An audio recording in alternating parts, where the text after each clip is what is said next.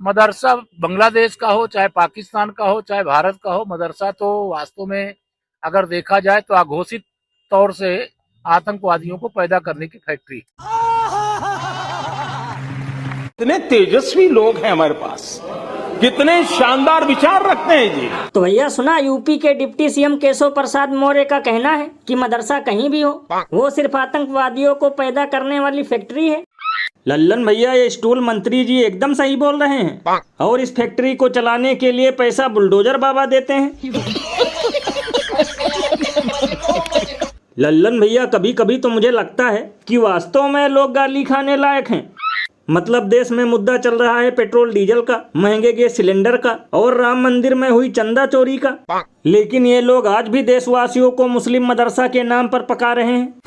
भैया, इसीलिए तो लोग घनघोर बेइज्जती करते हुए ये कहते हैं कि देश के मुसलमान और पड़ोस के पाकिस्तान, इन्हीं दोनों से चल रहा है डबल इंजन वालों का गुजारा, वरना गली गली बेच रहे होते बच्चों के खेलने वाला गुब्बारा। अरे रुको जरा, सब्र करो। और भैया, मुझे तो लगता है कि ये बच्चे भी मदरसा छाप हैं, इसीलिए आज तक सरकार ने इनके लिए स्कूल आने जाने के लिए ढंग का पुल नहीं बनवाया। देखेगा, घबराना नहीं। ये न्यू इंडिया है और इसके सपनों का विस्तार, इसकी उड़ान असीम है। वाह क्या सीन है। ये बिल्कुल सही कहा आपने, क्योंकि स्मार्ट सिटी तो पूरे देश में 2014 से ही बनकर चमक रही है। और अभी तो रुको, क्लाइमैक्स अभी बाकी है। इन्होंने शुरुआत से लेकर आखिर तक सिर्फ राम मंदिर का विरोध किया है। अब में से किसी ने चंदा दिया हो तो रशीद लेकर आ जाए भाई यहाँ पे बीच में। तो भैया सुना, अब विधानसभा में सिर्फ वही लोग चंदा चोरी पे सवाल कर पाएंगे जो राम मंदिर में चढ़ावा चढ़ाने वाली रसीद दिखाएंगे।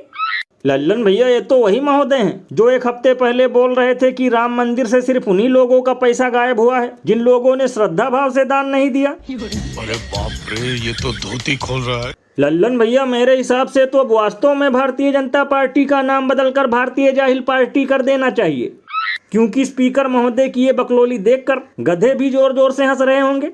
यानी इस हिसाब से तो रेप के खिलाफ सिर्फ वही आवाज उठा पाएंगे जिनके साथ रेप हुआ हो, और महंगाई पर भी सिर्फ उन्हीं को बोलने का मौका दिया जाएगा जिनके घर में कोई भूखा मरा हो। भैया, इसीलिए तो इस पर महान कवि बाबा लपेटू दास ने कहा है कि वो दिन दूर नहीं जब ये लोग ये भी बोलेंगे कि जाओ पहले राम जी से पूछ कर आओ कि उन्हें इस चोरी से आपत्ति है या नहीं, तब इस पे चर्चा करना, वरना तुम पे मानहानि का केस ठोक दूंगा।